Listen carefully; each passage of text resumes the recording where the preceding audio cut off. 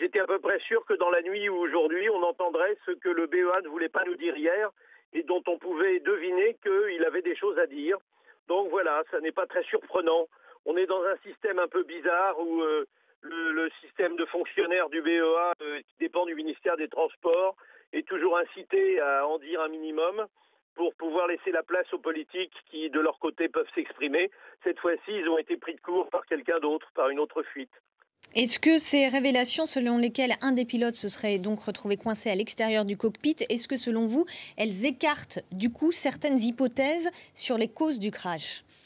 Bah, évidemment, là, si vous voulez, on avait une hypothèse qui était technique, l'hypoxie, la dépressurisation lente, etc.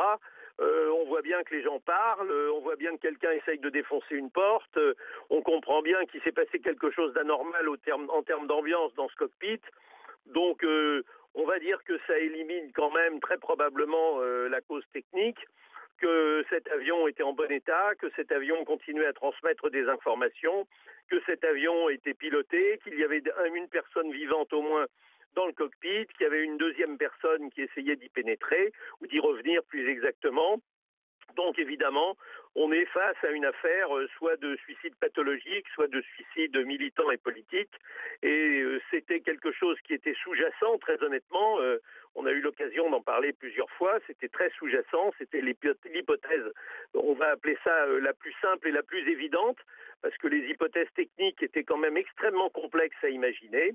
Donc oui, voilà, maintenant on est sur une piste qui est beaucoup plus probable, même si ce serait bien qu'enfin on nous diffuse des informations factuelles. On ne demande pas les interprétations, on ne demande pas les conclusions.